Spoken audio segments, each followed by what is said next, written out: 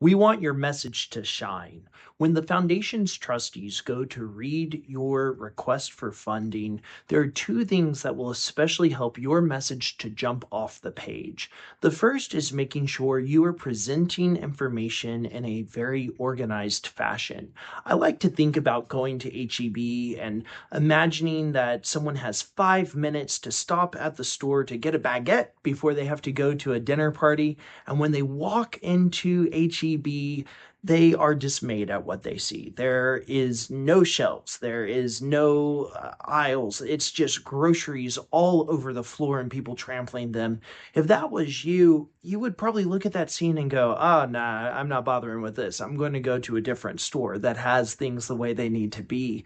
That sense of chaos, of things being just jumbled together, it's not something you want to encounter, and it's not what a reader wants to encounter in a funding request either. So, when you go to present your narratives as you're building them, think about establishing aisles of paragraph breaks through your narratives. Usually, for the space that we allow, you want at least 3 or 4 paragraphs, is what normally fits well inside your request. And when you build a paragraph, make sure that everything in that paragraph is related and kind of in the same category or topic.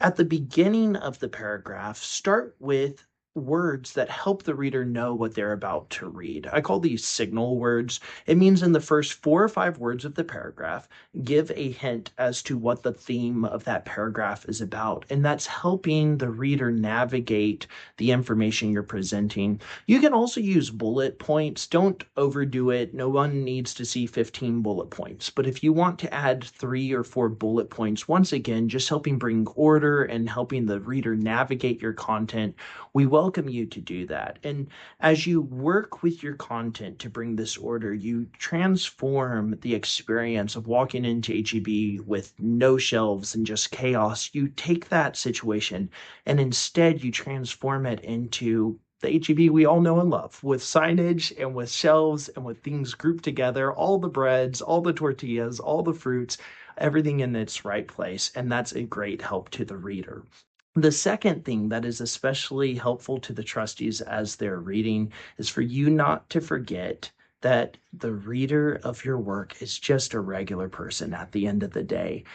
Imagine going to dinner with a friend and they're sitting across the table from you and they say, "Tell me, what are you doing these days? Where are you working?" And you tell them that you're working for a nonprofit, and the friend across from you says, "Oh, how do you know that your nonprofit makes a difference? How do you know that it's really needed in your community?" If your friend said that, first of all, you might question, why do I have this friend in my life? Secondly, you would not reach into your bag and hand them a pamphlet with some excellent bullet points on it. You wouldn't direct them to a website. Instead, you would say, "Listen, this is how I know this nonprofit is making a difference. This is how I know the work is important." You would take everything you know about that nonprofit and make it into one concise sentence speaking to the value of the work. And I think it's so important as you're building out your narratives that you need to remember the reader of your work is just like that person across the table from you. If you can leave space as you're building out with nice paragraphs and bullet points and signal words at the end for just a sentence or two that speaks to that reader like a friend, saying, "This is why this issue is a problem. This is why the organization's work is important," in just a sentence or two, that really elevates your message and helps your reader to clearly understand the importance of your organization's work.